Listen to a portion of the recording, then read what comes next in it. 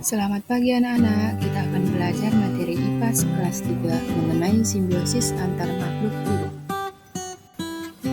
Anak-anak sudah pada tahu belum apa itu simbiosis? Nah, Ibu akan menjelaskan pengertian simbiosis. Simbiosis merupakan hubungan timbal balik yang terjadi antara dua organisme atau makhluk hidup.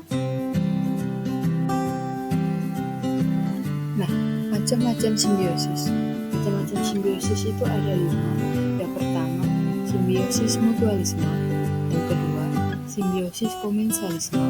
Yang ketiga, simbiosis parasitisme. Yang keempat, simbiosis amensalisme. Dan yang terakhir, simbiosis netralisme.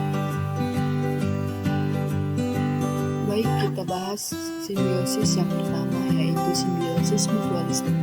Simbiosis mutualisme merupakan hubungan timbal balik yang saling menguntungkan antara dua makhluk hidup. Contohnya, kerbau dan burung jalak. Tubuh kerbau menjadi bersih karena kutu di tubuhnya dimakan oleh burung jalak. Sementara, burung jalak mendapat makanan karena memakan kutu di tubuh kerbau. Dari contoh ini, merupakan sama-sama saling menguntungkan ya. Kita masuk ke contoh yang kedua, yaitu bakteri. Dalam hal ini, bakteri yang dimaksud adalah bakteri E. coli yang ada di usus besar. Dengan adanya bakteri ini, di dalam tubuh manusia dapat mengurangi pertumbuhan bakteri jahat dan mempercepat proses pembusukan di dalam usus besar. Sedangkan bakteri E. coli sendiri mendapat keuntungan karena bisa mendapat makanan dari sisa-sisa makanan pada usus besar.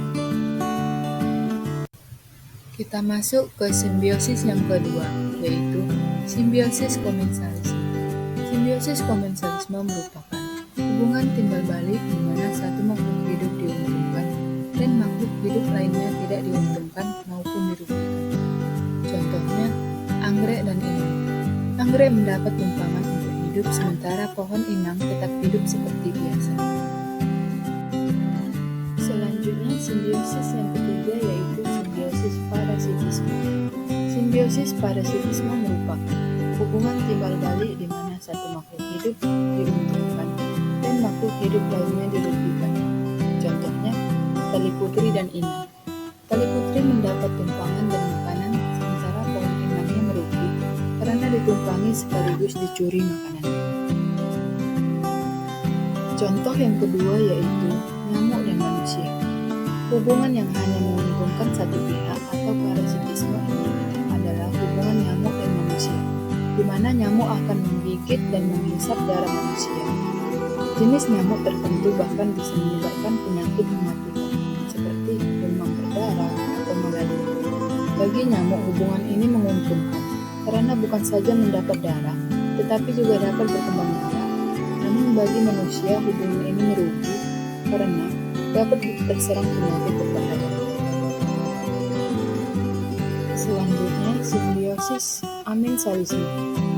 Simbiosis amensalisme merupakan hubungan antara dua makhluk hidup di mana satu pihak dirugikan, sedangkan pihak lain tidak dirugikan, dan juga tidak diuntungkan atau tidak berpengaruh apa-apa. Selanjutnya, simbiosis amensalisme. Contoh simbiosis amensalisme yaitu pohon pinus dan lingkungan. Dalam menerapkan pola interaksi dengan lingkungannya, pohon pinus diketahui menghasilkan senyawa alelopati yang dapat mengganggu kelangsungan hidup tumbuhan di sekitarnya. Ini sebabnya di sekitar pohon pinus jarang sekali ditemukan pohon-pohon lainnya, selain jenis rumput-rumputan. Tanaman yang rentan terhadap senyawa alelopenia dari tanaman lainnya dapat mengalami gangguan pada proses percambahan, pertumbuhan, serta perkembangannya. Kita masuk ke simbiosis yang terakhir yaitu simbiosis netralisme. Simbiosis netralisme merupakan hubungan yang terjadi antara dua makhluk hidup di mana keduanya makhluk hidup tersebut tidak dirugikan ataupun diuntungkan. Keduanya sangat netral.